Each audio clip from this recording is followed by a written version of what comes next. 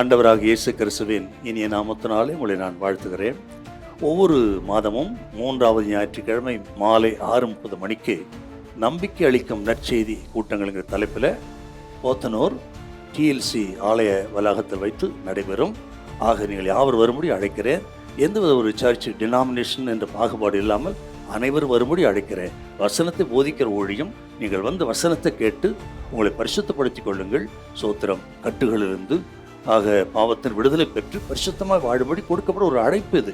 ஆக யாவர் வரும்படி உங்களை அழைக்கிறோம். வந்து நீங்கள் ஆசீர்வாதத்தை பெற்றுக்கொள்ளும்படி அன்பாக கேட்டுக்கொள்கிறேன். கர்த்தர் அதிகமாய் ஆசீர்வதிப்பாராக. God bless you. Praise the Lord.